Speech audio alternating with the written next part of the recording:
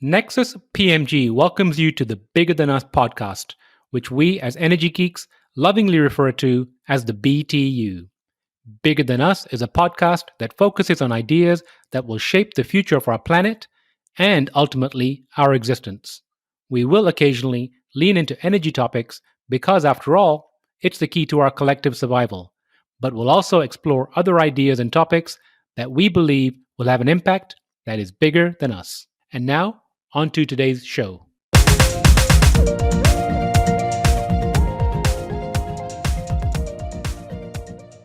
Hello, and welcome to the Bigger Than Us podcast. I'm your host, Raj Daniels, and today I'd like to welcome Russ Mallon to the show. After majoring in electrical engineering and minoring in economics at MIT, Russ was a materials scientist specializing in microchips and circuit boards.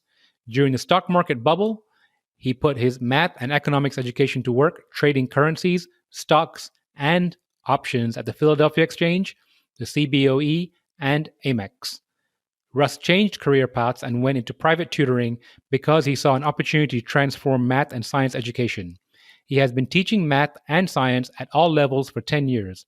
He taught Algebra 1 at MUSE School and was instantly attracted to the unique approach of the school. Russ is looking forward to integrating the MUSE virtual foundations of seed to table and sustainability in the science program. Russ, how are you doing today?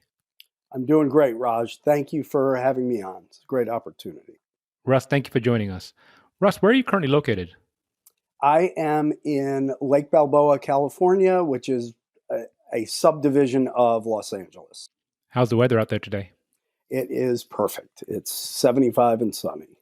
So California living up to its word, huh? Yeah, well, except for the 120 degrees we experienced about a month ago. That's September 3rd, 4th weekend, wasn't it? Yeah, I think somewhere around there. That was quite terrible from what I heard. So Russ, I like to open the show by asking my guest the following question. If you were asked to share something interesting about yourself, what would it be? So I've been thinking about this, and I would say I used to be an options trader in Philadelphia and New York. And first, I'll talk about Philadelphia, which is interesting. Most people don't even realize Philadelphia has a stock exchange. I used to trade foreign currencies there on the overnight shift. And then I moved to New York to trade at the American Stock Exchange. And unfortunately, I was working there on September 11th. That must have been a tough time for you. Yeah, it was a rough month. And it was funny because what's rather odd about it is with the forest fires in California, it was the first time where I felt like air quality had gotten to the point where it was bringing back memories of New York in the aftermath of September 11th. It's quite a memory. When did you leave trading? I left New York in January of 2002, and then I continued in the trading business for another couple of years, and then migrated out. What made you leave trading? I wanted to be what's called a local and basically work for myself or for a small group. And it got to the point where you had to work for a big group or a big bank to stay in it. And it just was not fun anymore. And the risk profiles weren't appropriate. And sure enough, the banks collapsed a few years later. Not a coincidence. Not meaning I was keeping things less risky, but the banks, they shoved out a lot of the little guys, and with less distribution of risk comes greater risk to the whole system. Well, I think for anyone that was paying attention, and I'm going to say let's say between 2001 and 2004, anyone that was really paying attention to the lending environment with the NINA loans and the no income, no asset, essentially saw what happened coming really early. They saw the writing on the wall. Absolutely. Yeah. Banks got greedier, more and more reckless. And unfortunately, I think they're doing better about lending standards these days, but I've seen a few tendencies with regards to the markets, especially, where I feel people are taking too much risk. I agree with you. So I'm going to take a right turn here and move on to your current endeavor. Can you share where you're working right now and what you're doing? Yes, I currently work for MUSE Virtual School. We are based out of Calabasas, but we are fully virtual. And our school has a sustainability initiative. It's one of our 5 pillars. And can you give a background on MUSE School? Yeah, so MUSE School was founded by Susie Cameron and Rebecca Amos. They're sisters. Susie is well known to many people. Uh, Her husband James was also part of the founding of the school. And Susie started an initiative at Muse, Susie and Rebecca, they're vegan, and we started an OMD program, 1 meal a day. So all our lunches, our kitchen, everything was vegan. In fact, I think we were classified as a vegan restaurant in, I believe, California, and we had one of the highest certifications for the quality of veganism that we adhered to. Now, some might argue that there are already enough schools. Why did Rebecca and Susie feel the need to start Muse? So their philosophy was going to be around project based learning and flexibility with the students. And the idea is every student gets their own education plan, right? A lot of public schools, a lot of private schools, they'll make an IEP, individualized education plan, for students that request it, and we will do that too. Sometimes they require all sorts of testing to say, oh, you can't get an IEP unless you have this learning difference or that learning difference. But at Muse, everybody's open to an IEP because each student has unique needs. And the size of Muse, we've kept Muse small, and that has allowed us great flexibility. Can you give an example of an IEP? Yeah, just a certain student, your typical high school math is going to be algebra, geometry, algebra 2, pre-calculus. Well, some kids go a little bit faster than that. Some kids go a little bit slower than that. So we've had students that we've split up algebra 2 over 2 years. We've had some students that we start them on calculus as a senior or as a junior. We can move up. I had one student that we offered him computer science as an elective because he requested it. So every student's different, and we try and accommodate anything students request. And what are some of the results you're seeing right now from these IEPs? We have seen that one of the unique things about Muse is the seniors, every graduating senior at Muse has to have a capstone. And that capstone is basically a half-hour presentation in front of your peers, your parents, your relatives. We had one virtual capstone last year, had 90 people in attendance for one student. And he only had 12 classmates, but he had 78 friends and relatives outside of the school that joined the Zoom. And the capstone is the summary of your entire high school career. So you go through kind of subject by subject. You come up with an overarching theme to your educational journey. And last year, which had been my third year at the school, and I had taught part-time for the year before that, so I had seen, this was the first group of graduating seniors, I'd seen them every year at the school.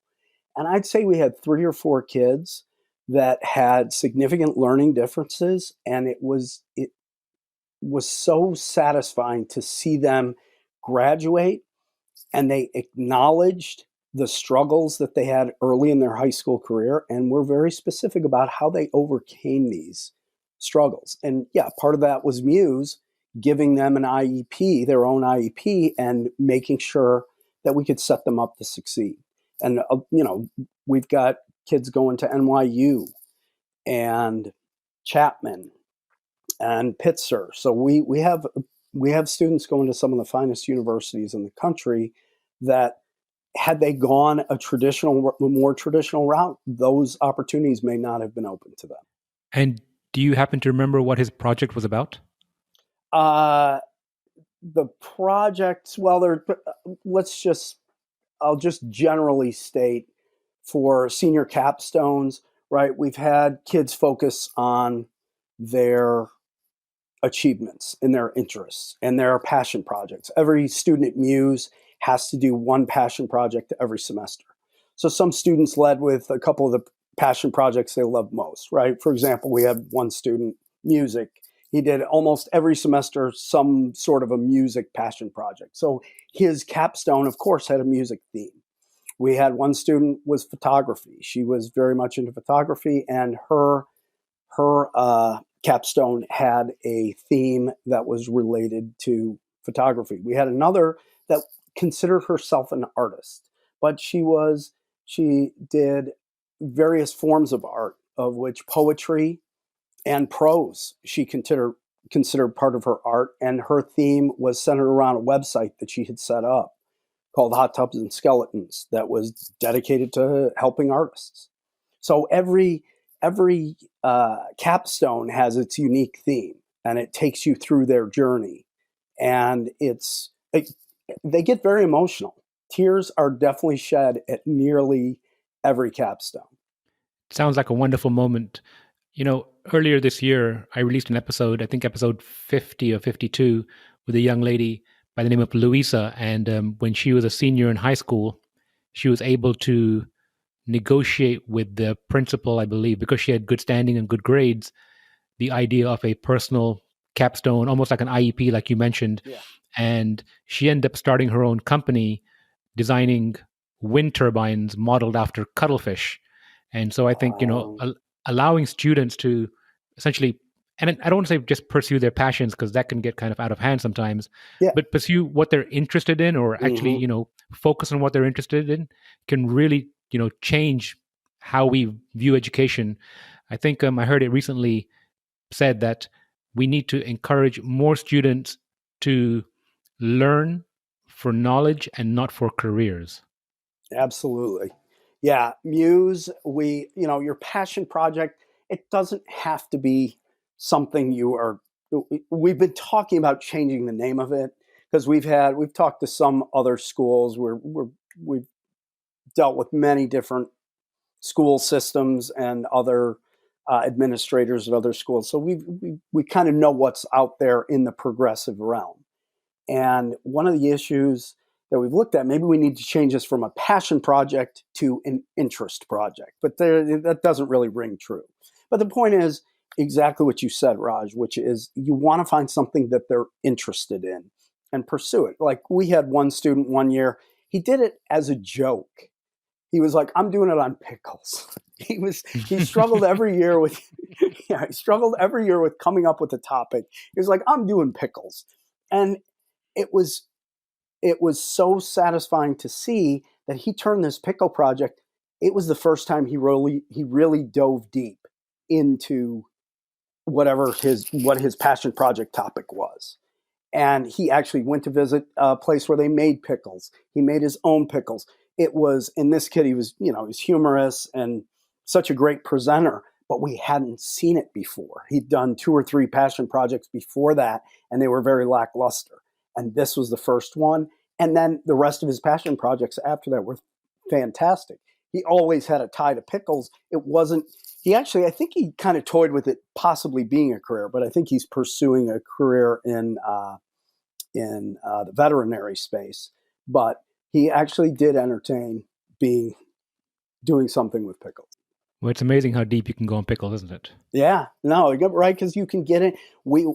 Our passion projects, we require you to tie it to all of your core academics. So you've got to have a history portion, an English portion, a science portion, a math portion. So we obviously went through the fermentation process and things like that for science, and you've got to have a tie-in to sustainability as well. So his tie-in to sustainability was just in general about food preservation and the importance of food preservation in the future, and that pickling has helped enable food preservation. So I'm glad you brought it back to sustainability. Can you walk us through the 5 pillars of MUSE? Yeah, so MUSE, our 5 pillars. We have sustainability as one of our 5 pillars, which again is the primary reason for our discussion today. Besides sustainability, though, we have OMD, which I talked about earlier. Again, that was this. Susie Cameron has a book on it. It's basically saying you don't have to be fully vegan, but if you just did one meal a day vegan for the planet, you're going to save X amount of thousands of gallons of water a year and all these things. So less meat, less cheese, less dairy, etc. So OMD is one of our 5 pillars. Our other 5 pillars is project-based learning. I've talked about the passion projects that we do. So everybody has to do a passion project every semester. Then we've got communication. One of the unique things about MUSE is every student gets educated in what's called PCM, Process Communication Model. And the process communication model basically divides everybody up into 6 personalities. And it's not to pigeonhole you, it's to help you better understand what way you communicate best and what way you can communicate best with others. So everybody knew, for example, I'm a thinker. Big surprise, right? Science teacher, and so I'm a thinker. So everybody knows the way you communicate with a thinker is you just ask them questions and we just start rambling, right? So as you're finding out today, Raj. But there's one of the common personality traits is the rebel. And the rebel, we know the rebel needs action. They need contact. They need to be out playing. So there's several students I know it just kills them to sit there. So I can see if I can see that kid getting antsy. So they're trying to be better with their rebel personality, and then I'm trying to give them time outside to make sure that they're getting that release. And especially virtually, that's even more difficult. These poor kids are stuck behind a screen, and if they've got a more playful side to them, it's really tough to come through. The 5th pillar of MUSE is academics, right? So we are a school. We teach math, history, English, science, all these things, in addition to the communication and the sustainability piece. And as part of our sustainability piece, we have an extensive seed to table and cooking program. Our seed to table program has stemmed from, we have fantastic garden beds at our campus where we are growing a lot of our own food, but we're also just growing stuff because it's fun to grow and for kids to learn. You know, we had one kid, his passion project, he grew, what was it, dragon fruit and jelly melons, I think. These weird spiky fruits that I'd never seen before. And then they're invasive to California, but he just wanted to see if he could get them to grow. They really grow in more tropical regions, but he was able to set up his own greenhouse, and that was a fantastic project. Yeah, dragon fruit's quite an interesting looking fruit. So going back to sustainability for a moment, recently I had the pleasure of interviewing Glenn Branch, the Deputy Director of National Center of Science Education. And there's a lot of, I don't know if conflict is the right word, but a lot of challenges right now regarding teaching sustainability in schools. How have you been able to do it successfully? And what are perhaps some things that, school systems or ISDs can learn from watching MUSE? Yeah, the thing that's unique about MUSE is that we come at sustainability from several different places in our curriculum. So obviously the first place we come at it is from science. So I make sure I have a sustainability unit every year of science class. I teach 7th through 12th science. So we have a sustainability unit every year unless you're taking physics or chemistry. So I haven't been very good at incorporating sustainability in those 2 areas. And I definitely should, I will be working on that the next couple of years. But if you're taking biology, 7th or 8th grade science, and then the other unique thing about MUSE, have you come across many people, Raj, that are teaching an actual climate change class? To my chagrin, I can tell you none. So we made climate change class, and actually things got so much worse in the year after we started it, we now call it climate crisis because it is a crisis. But we offer that. That is a science class that is mandatory for graduation from MUSE. You take it either your junior year or your senior year, depending on what your interests are. And we, even if you want, you can take it junior year and senior year. Senior year is more of a project-based climate crisis class. So you do more research projects and reports. They're almost like mini passion projects. So, when a parent is looking into Muse or they're interested in bringing their child to Muse, what conversations do you have with those parents regarding, let's say, sustainability or the OMD program, and how do parents take that? Well, yeah, the OMD, when we started OMD, they started that a few years before I had come to Muse. They lost a fair amount of parents over that. They're like, oh my God, you're going to make my kid eat a vegetable-based meal? It's like, okay, there's pasta and a salad. I mean, that's going to be a huge inconvenience for you. Yeah, we're sorry. But yes, that's, if you want to, if you got to walk the walk, if you want to talk the talk. So sustainability is factored in through the OMD program, and the parents now that come on board, they understand it. Now, obviously, virtually, it's a little bit of a different issue. But one of the other major sustainability issues we had is you can't bring a plastic water bottle to school, right? We really are down on plastic consumption. And in my climate crisis class that I teach, plastic is not necessarily a climate change issue, but it is a sustainability issue.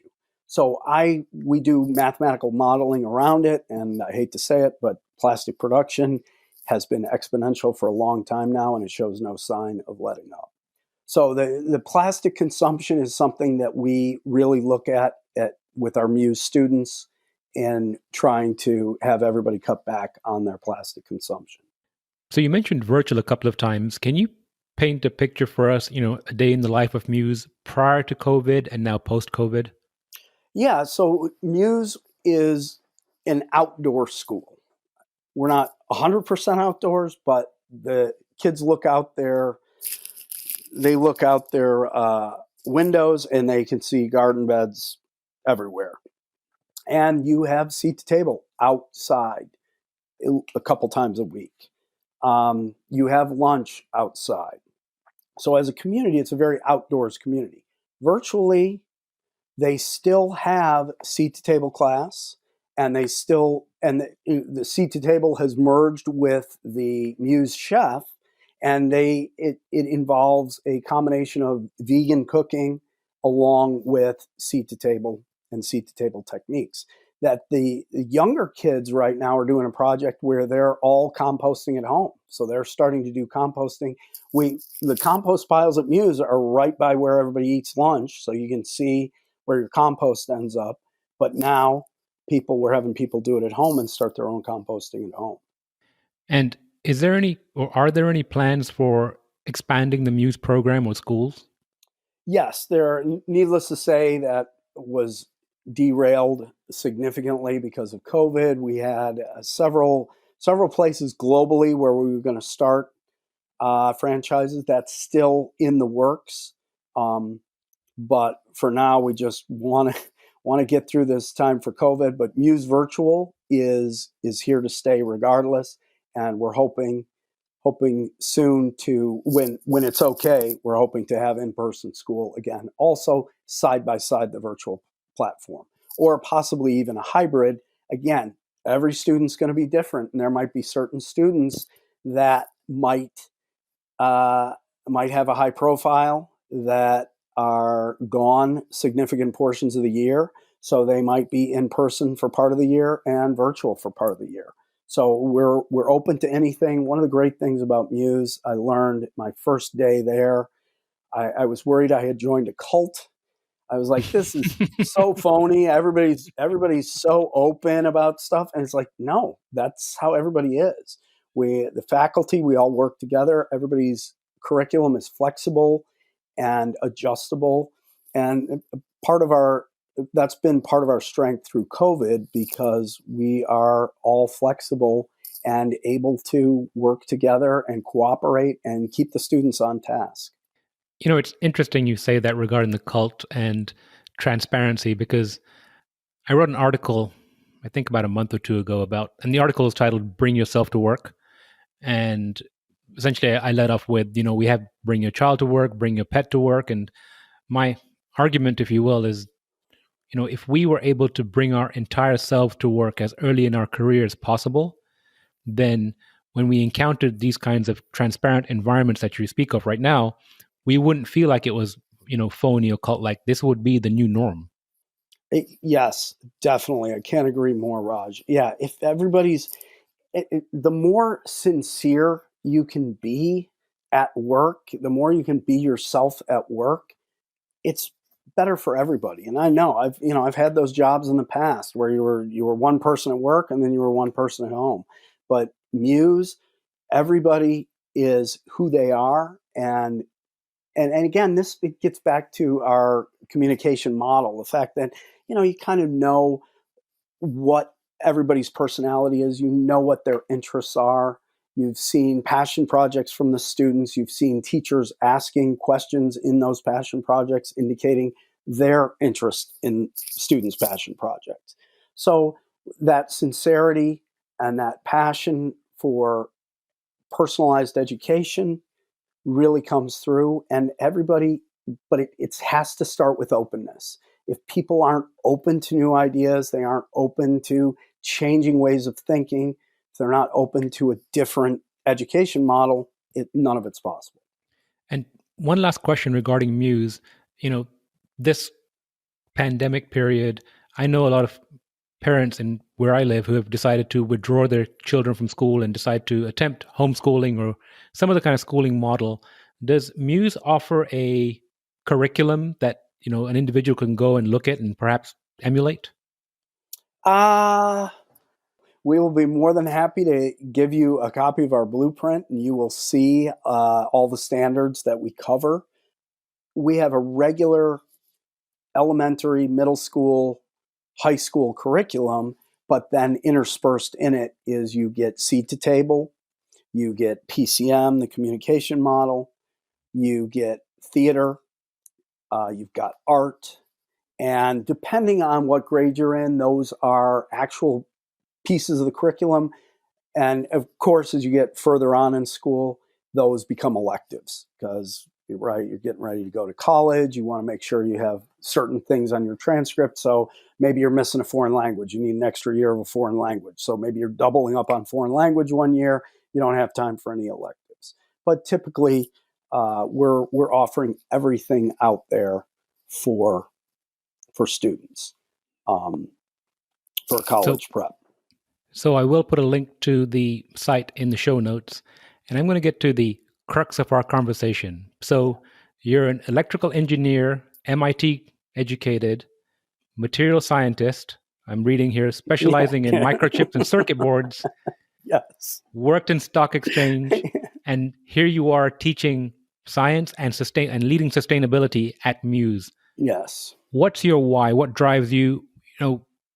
Why do you decide to choose this path? Well, originally I came to Muse because I knew I wanted to go into teaching, and I had been doing tutoring. I had a small private tutoring business, and I knew I wanted to teach, but the thought of having 25 students in a class, 30 students in a class, I'm like, I don't think I can handle that. Right. I would be great at, say, an AP level with like 10 or 15 students, but most schools were not going to let me just jump in and be AP calculus teacher, AP physics, or AP chem teacher. And one of my tutoring students had started at Muse, and I was like, oh, this place seems interesting. There's like 10 or 15 kids per class, etc. I was like, I could handle that. It sounded like they're really open and really flexible. And I had a few more communications with my student, and then they had an opening for a science teacher. So I applied, and they needed somebody that was going to be able to teach all the sciences. So my strength is definitely in chemistry, but I also have a solid background in physics and in biology. So it was just a great fit I could get into teaching, and I wasn't going to be thrust into any kind of a public school situation where I was going to be held to many different standards, and I had to make sure that I was covering all the right standards for all the kids. There was going to be a flexible curriculum, and I could take the curriculum in directions that I found beneficial for the students. So, what were your thoughts about sustainability prior to joining MUSE? Yeah, that has to be my biggest eye opener since I've been at MUSE, Raj, is that again, I talked about plastic before. I'm much better. My plastic consumption has gone down drastically, although it's so much packaging is still in plastic. But me personally, I rarely will have a plastic water bottle anymore. I try and carry around my water bottle, my hardcore. Everybody's got their own metallic water bottles these days. But and I knew we needed to burn less fossil fuels, right? My wife and I, we have a Prius and we have an electric Fiat, so we're almost ready to be off the grid with our automobiles. But I didn't realize the OMD tie-in. Didn't realize that veganism is probably the future of humanity. One of my projects in climate crisis class and in biology class, I assigned them to tell me what is the carrying capacity of the Earth and why. Right? Is the carrying capacity 10 billion, like many people believe? Oh, well, we're at 8 billion now. It's going to be 10 billion. And I've really looked hard at that. It's a question I didn't spend any time on 5 or 10 years ago. Now I'm becoming obsessed with it because I've read a lot, and what I know about our consumption and what I know about people's refusal to accept the climate crisis. I think, unfortunately, it may be 2 billion might be a realistic carrying capacity, because I feel like nobody is going to go vegan. Not nobody, but very few people are going to be able to go vegan. Very few people are going to cut back on their fossil fuel consumption. The excess consumerism in America. These are all issues that I didn't give much mind to, but at MUSE, it's central to the curriculum. So that leads nicely into my next question, which is, and you mentioned an item already regarding OMD, but what are some of the most valuable lessons you would say you've learned on your journey? Well, yeah, I think individualized education, that we've got to be more flexible with our students. Whenever we force students into one style of learning, they're lost, right? We're at MUSE, we don't like to use the word test. We prefer to use the word assessment. And our assessments, one of the things as teachers we've been obsessed with, I can't tell you how many meetings we've had as groups at the middle high level. What are the different types of assessments we can give kids, right? When I got to MUSE, it was all about, okay, here you go. Here's the problems, do the calculation, do it. And maybe I'd have a few questions about explain. But what I've realized is you've got to give kids alternative ways of being assessed. So I like to give a lot of take-home tests now, where go ahead, work on it at your own speed. There's no time limit. Yeah, the one thing I've never been big on was time limits. Unless you're an emergency room doctor, I've never really understood the whole time limit thing to tests. It seemed to me completely unnecessary. So the lesson I've learned is we need to assess students alternatively, and we need to assess them personally, right? The conventional view of education and the conventional education model probably works fairly well with about 50% of the kids. But then what do you do with the other 50%? So we need to find more accommodations. And again, project-based learning is one of those ways. As long as you give, I've found the kids that, that have that outlet and are doing a project that they're genuinely interested in, it tends to improve the rest of their academics. I couldn't agree with you more, especially regarding the assessments and the individualized education. I was reading an article, I think a year or two ago, and they were speaking about healthcare. And right now we go into a pharmacy and they've been giving us what we call broad spectrum antibiotics. No matter what your, you know, gene makeup is or DNA, everyone takes the same thing. And they're saying that, our children will have the opportunity to have individualized medicine. So there'll be medications provided specifically for their DNA and for their particular gene makeup. And I feel very strongly, as you do, regarding education, hopefully having those opportunities too soon. Because to your point, so first of all, you and I can have a whole different conversation regarding time. I have a whole different mindset about time. I don't know if it's because it's culturally based, what it might be, but Yeah. to your point, if you're given an assignment at work and you have, like you said, a hard and fast deadline, okay, fine, fair enough. But otherwise, you're given the opportunity to go home and to work on it or get it to when it's complete, not to rush it. And I feel with these standardized testing specifically, which time and time again have been proven to be perhaps culturally biased or racially biased or whatever it might be. I think using this broad spectrum approach, if you will, with testing, has definitely disadvantaged whole segments of the population. Yeah, it's easier. It's much easier to do with the younger kids, right? Obviously, K through 6, but even I feel like 7, 8, 9, and 10. It's like, okay, draw me a picture of what's. You're an artist. Draw me a picture of what's going on. Uh, if you want to have an oral examination, so it's just you and me talking one on one, we can do that. I know you know how to do this stuff. Yeah, it's again, it's this openness. We've got to be more open to other ways of assessing students' abilities and skills. Math obviously is a big limiting factor with a lot of science, right? You're not I warn the kids in chemistry class, unfortunately, chemistry and physics, it's a lot of math. They're quantifiable sciences. They require a lot of quantitative based calculations. So we can't get around that. But all these other types, there's a lot more alternative assessments that we could be giving kids rather than just tell me what photosynthesis is. I do have that question that will be for my biology students. If they're listening, that question will still be on there.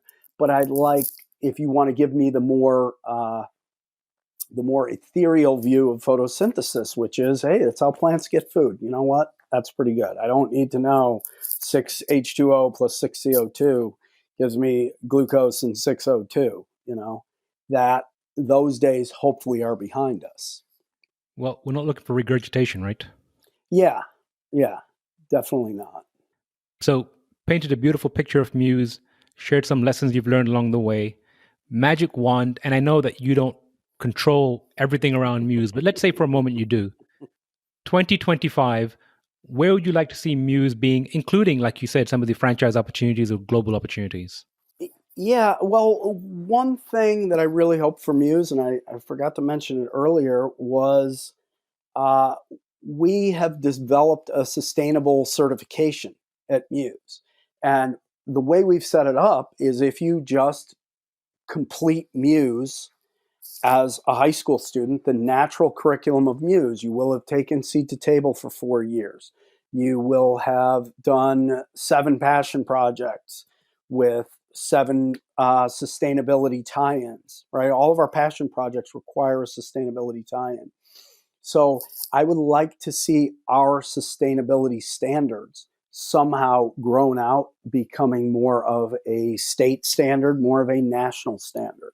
So I don't know how we can do that, but that in 2025, I'd like people to be looking at Muse and say, hey, these are the people that helped develop the sustainability standards that everybody is looking at now.